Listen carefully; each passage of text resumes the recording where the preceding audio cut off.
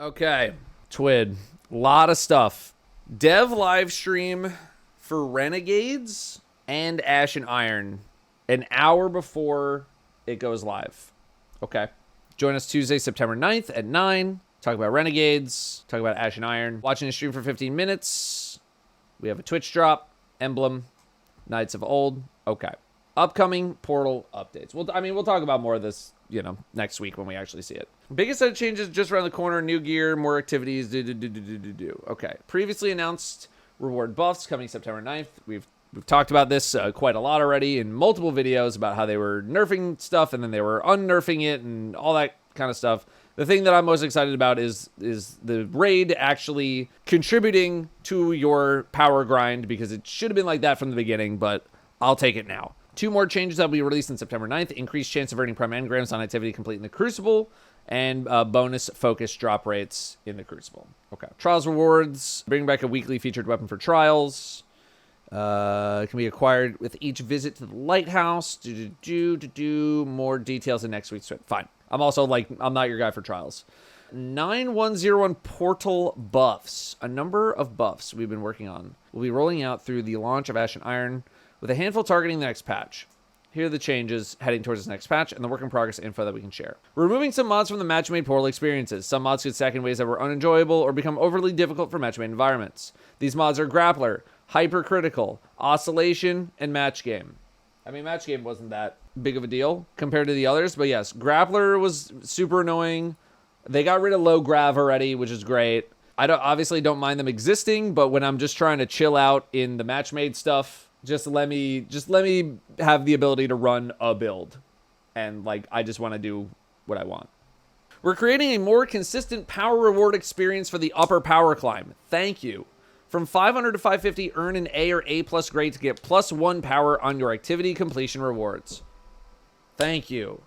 I did not want to literally do any leveling from 400 to 450 whatsoever. Good. Way too slow to get from 400 to 450. If it was a more skillful endeavor to get to that highest level, I'd be like, whatever.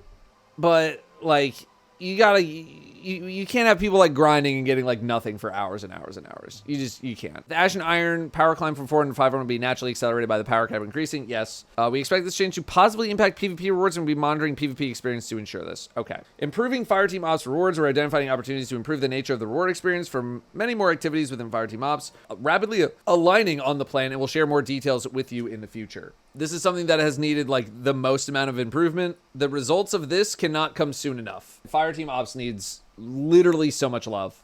Reduce gameplay penalties when running out of time in Grandmaster in the portal. GM difficulty portal activities will no longer zero out revives when you hit the time limit. Revives will still zero out for GM conquest. That's fine. This is also probably fine. Dude, liminality matchmade was so insane, and you got barely anything from it. It was so much harder. So I think this is fine. I still have other gripes, obviously, but I think this is fine. And then, zeros or revives zeroing out in GM conquests. Conquests are kind of their own category, right? They're more traditional GM experience. So that's fine. Make tier 5 rewards easier to earn in the portal. From 450 power onwards, platinum or diamond reward packages earn a score of 1.25 million to guarantee tier 5 drops from your activity completion rewards. To confirm that you'll be able to earn tier 5s before launching, add modifiers to increase your score reward until it shows a picture of a tier 5 engram and a score of 1.25 million plus. As you go up in power, you'll be able to earn tier 5s with progressively lower grades. At 500 power, you only need a B+ for tier 5s. Okay. As someone who's not even in the tier 5 world right now, it sounds good, but I need to see this with my own eyes first. I need to see, because I do want tier 5 loot to still be a pretty high grail in the game. It should be a skillful thing to earn, not just specifically a time investment. So I would need to see how easy this is, because right now tier 5s are just all about time. Really most of it is about time investment, not about skill. I don't feel like there's the raid is the only skill based thing I feel like we really have. Maybe some of the GM conquests, right? But they're nerfing some stuff about the raid, which to be fair needed to happen, because no one wanted to run the raid getting tier 1s and tier 2s, right? Because the set bonus is not good enough to justify sitting with like lower stats, right? So yeah, I would want to see how easy this is going to be, because I do feel like you want to incentivize people to really crank up the difficulty on things if you want high tier rewards. I think leveling is fine, like not being as skillful of a thing, but like the actual drop quality should be more of a skill thing. So we'll see. New weapons, armor set bonuses. With the above changes to how you earn rewards, that would be a great time to introduce new rewards coming in a major update. Okay. Mida mini tool, because Mida multi-tool is getting a pretty significant set of changes along with Sturm and Drang, which I do want to visit as soon as they get buffed. Haliatus. Am I even close on that? High impact strand rocket launcher. Okay. You got Burden of Guilt. You got Ever Burning Glitz, which is new. Rapid fire auto rifle. Kinetic. Okay. Finite impactor. Forced memorializer. Precision scout. All right. A Seraphine Haze aggressive. Stasis SMG. Okay. Some hidden stuff. Solo Ops fire team ups. Smoke jumper armor suit. 2-piece. When you pick an orb and power, gain a brief period of rapidly decaying damage reduction. Okay. Similar to like the old artifact, or the old armor mod, I guess, like a little bit. Super damage causes health and shields to regenerate while you're in motion. Additional super damage refreshes this effect. Okay. Sounds, it's just like a nice to have. You know, like a roaming super for roaming super something.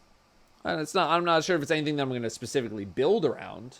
Right, maybe this is more like a PvP thing. That's going to be something to have to deal with. So I guess it depends on how quickly your stuff regenerates. Other new armor suits, everything's redacted. Fine. New Pinnacle Ops, Dungeon Layers. Okay. The 3 dungeon layers being added to Pinnacle Ops are Pit of Heresy beneath the Necropolis, Duality, Nightmare of Galaron, and Warlord's Ruined. I forget how to say it's Vengeance. So they put out a trailer for Ash and Iron that showed clips of all these dungeons. So Pit of Heresy beneath the Necropolis, they showed the intro section. So where you got to go around to like the 3 big targets that you got to kill to like get inside. And then maybe you have to do like the maze as well. Nightmare of Galaron seems like it's just the Galaron encounter. And then Warlord's Ruin is just this encounter. So they're giving you like little chunks of dungeon to go do, which is like, okay.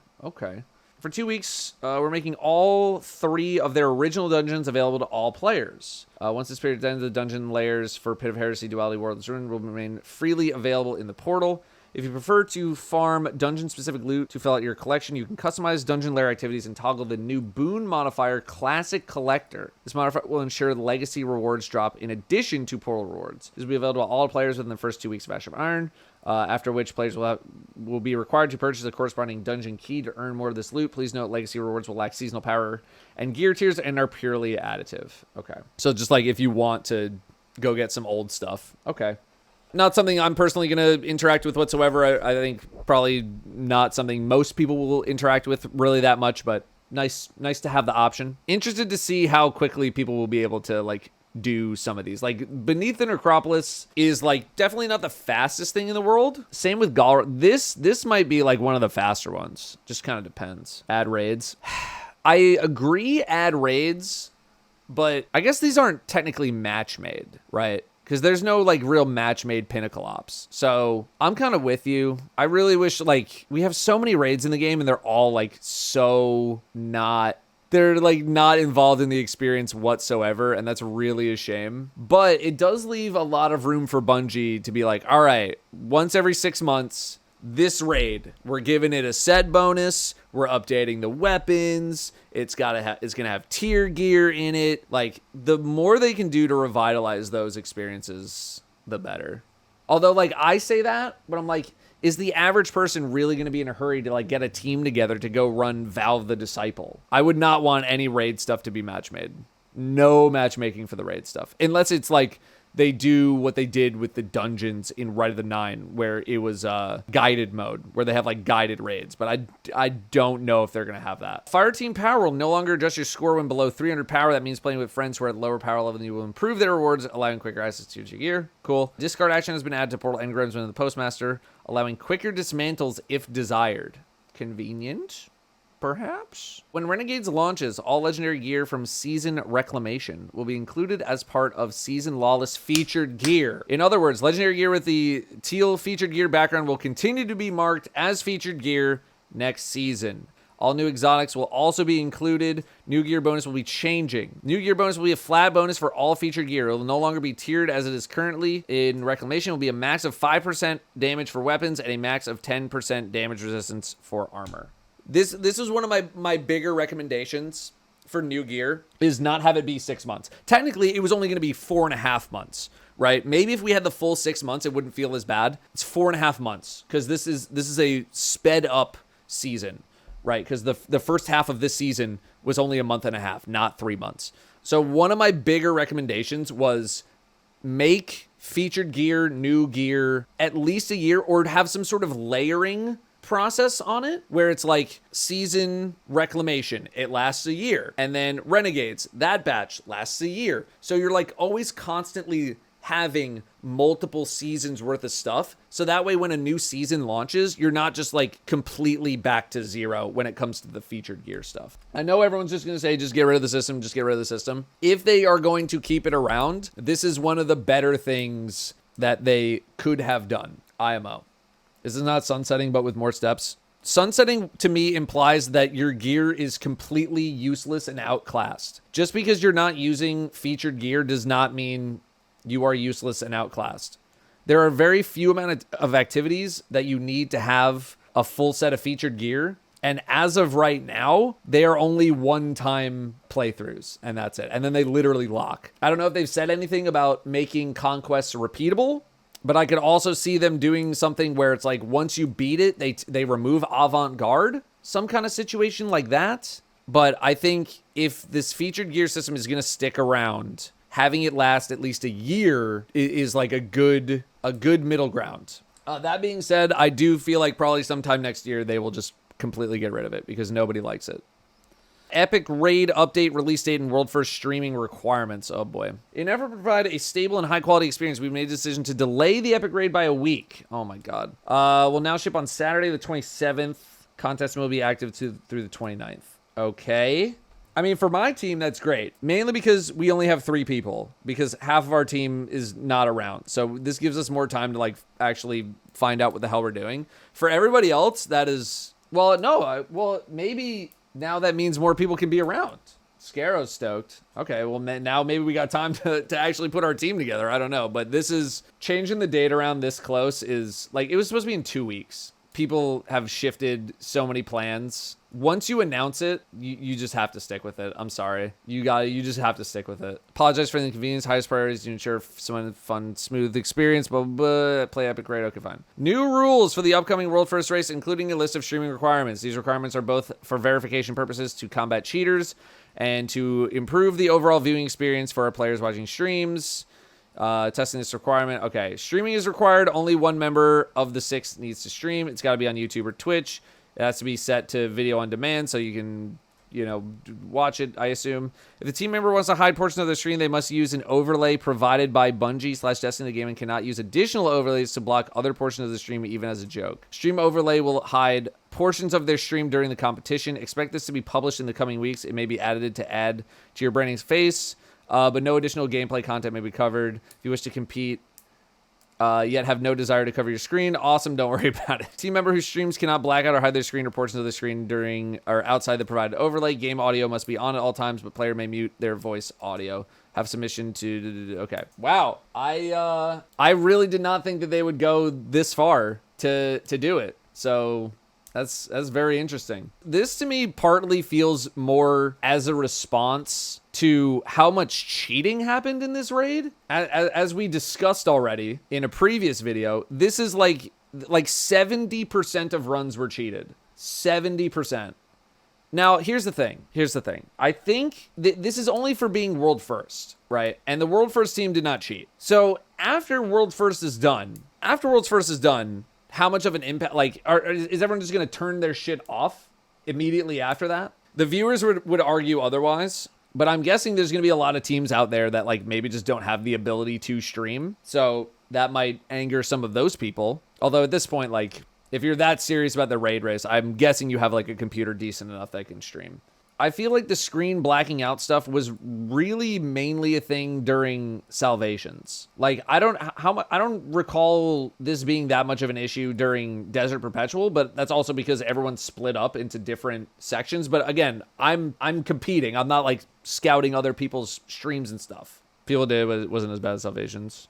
Blacking out was a thing once people reached Final Boss. Okay, fair. Yeah, it took us a while to get to Final Boss, so...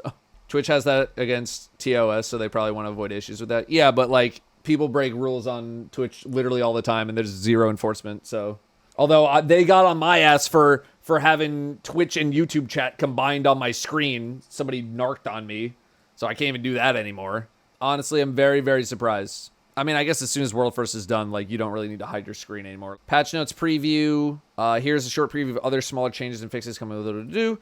Shooting range now features customizable difficulty from the portal, including allowing access to some of the same modifiers available on a given day. I actually really like that. Updated portal scoring and grade info in the post-game Carnage report screen. Thank you. Banshee will once again offer the quest for the Catalyst Fine. Lobby balancing in Trials will be disabled. I'm not even going to touch that. Okay, there's some fixes here. Okay, fine. Edge of Fate voice acting update. We announced some voice talent was unavailable to record lines for Edge of Fate, and that temporary performances were going to be used. We're happy to announce that with Ash and Iron next week, the original voice talent for Ikora, Orin, and Chioma have returned with newly recorded lines for their characters. French and Spanish voice actors are in the process of recording their lines, and we should ship them out in Renegades later this year. Maybe now I will finally rerun the campaign. I've been waiting to see when these new lines, or like re-recorded lines, were going to get put back into the game. I'm very interested to see the performance differences in how everything is delivered and all that. So very interested. Very, very interested.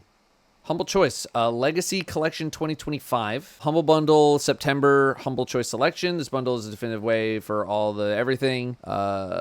Included with purchase a 30% off coupon for D2 Year of Prophecy. Steam players can purchase Humble Choice from September 2nd through October 7th.